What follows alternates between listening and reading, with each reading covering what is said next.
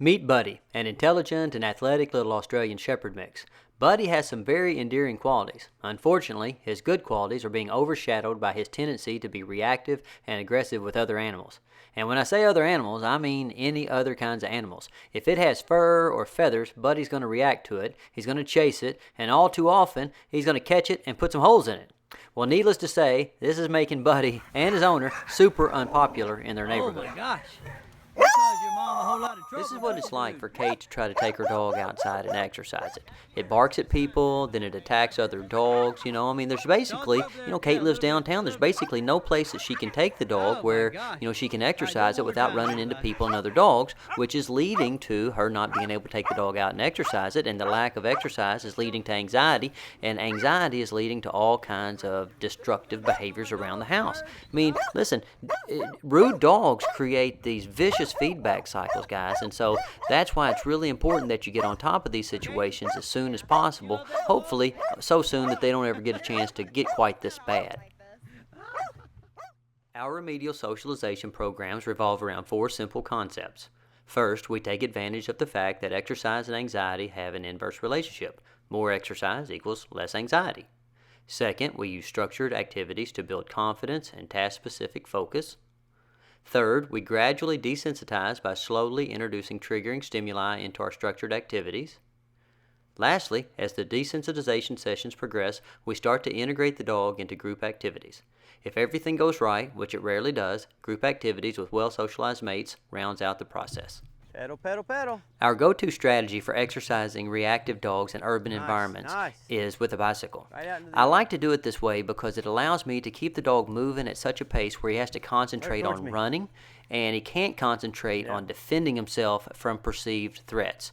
The urban environment is full of, dogs that are behind fences, sometimes on chains, dogs that are being walked out of alleys that appear suddenly, and that makes reactive dogs feel threatened, and when they're threatened, that's when they break into those threat displays, and then those threat displays are self-reinforcing because it gets a, kind of a big reaction from the other dogs and people on the walk. Okay? Well, on the bicycle, none of that happens. In conjunction with our pre-fatiguing sessions, we spend lots of time working on the Small Challenges course. For those of you who regularly watch my videos, I'm sure that you get tired of me talking about the collateral benefits of adding small challenges to your exercise sessions. But if it wasn't super important, guys, I would not be bringing it up all the time. I like to use mentally and physically demanding activities to open up lines of communication, build confidence, and develop a strong motivational base. But most importantly, I like to use the Small Challenges course to establish my position as an emotional leader. By tying the dog's emotions to my emotions, all I have to do in stressful situations is control myself. Which, I'll admit that's kind of hard, but it's way less hard than stopping a dog fight or explaining to another dog owner why their dog needs 10 stitches. Oh, you are a fine animal. You are going to get the hang of this, I promise. Good boy. Hup, hup. Good. Hup, hup.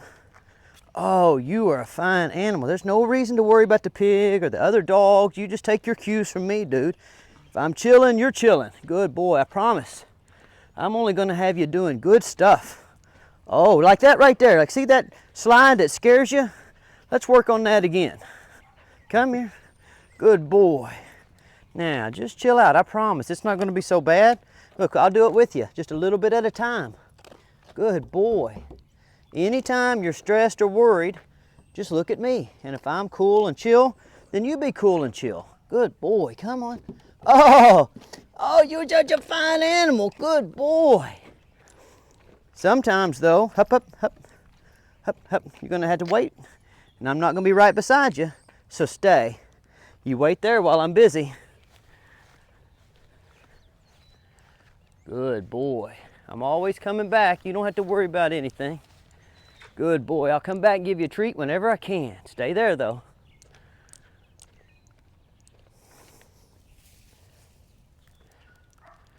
Oh, and that's okay that you stood up for a second, but let's go back to sitting down, okay? Good boy. That way I know you're going to be able to stay. Stay there. Good dog. And then before you know it, oh, it's just playtime and you can get up and do whatever you want. Okay, good boy. Fine animal. All right, good. Once our pre-fatiguing sessions are going well and the dog is negotiating the small challenges course with precision and a generally upbeat attitude, it's time to start adding other dogs into our sessions. For the other dog's safety, we make sure to make Buddy wear a muzzle. Remedial socialization is a real touch-and-go process, guys, so it's better to be safe than sorry. The first step is to properly acclimate the dog to the muzzle. Now, regardless of what you might have read or heard, listen, muzzle socialization isn't the easiest thing in the world to do. You have to be prepared for a fair amount of fit throwing on a dog's part, so be patient and, be persistent, guys. Those are the keys to success in these situations. Might take a couple of days or it might take a couple of weeks. Now, once you get him acclimated, make sure when you put it to the test that muzzle's on tight. You should not be able to pull the muzzle off by hand. And trust me, you don't want to know why I'm such a stickler about that. One of the things that helps acclimate the dog to the muzzle is to get busy moving. If you just take a dog like Buddy and you take him in the kennel and you try to convince him that wearing that muzzle is a good idea because when you put the muzzle on him, you'll give him a treat, he's never going to buy into that, guys, because he doesn't like treats that much. I don't think I would either. But, what we try to do is we give him some treats, give him some love and attention for putting the muzzle on him, and then we get busy. We get right to work. Okay, now, we're getting to work so that he'll focus on the work instead of focus on the thing that he doesn't like here, which is the muzzle. That's our same strategy as to getting him to, focus on work when there's other dogs around, okay? So all this training, guys, it all kind of, it all shares a common theme. We exercise the dog, then we keep them busy, and when they're busy, they don't have time to, engage in the behaviors that we're trying to fix, right? Which in this case is being aggressive to other dogs. So, look, now Eli's brought Henry out, and we're just going to let Buddy follow Henry around on the course. Now, Henry's a very well socialized dog. You've seen him in my other videos, and so he knows what's up. Now, Buddy used to, when we first started trying this, when we would go through these little obstacles in this, Buddy would be lunging at the end of the leash trying to get to Henry. And I wasn't too worried because, for one thing, I had a good grip on him, and for the other thing, I had a muzzle on him. And for the third thing, there's Henry. I mean, Henry's really good at diffusing situations, and he's my dog, so if he gets a stitch or two in him, it's not going to be the end of the world.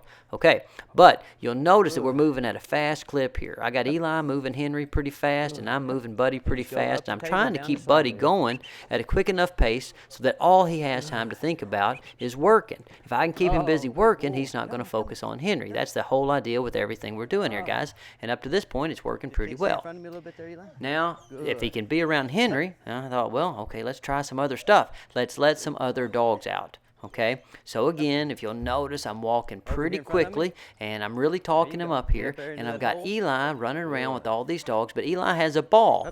The importance of the ball that Eli is holding is it's keeping all the dogs focused on Eli. So I have Buddy focused on work, and Eli has other dogs out here, but they're not really focused on Buddy, they're focused on the ball. Okay, so we have kind of a multi-pronged strategy going on here. Keep the dog, Buddy, busy working on the small challenges course.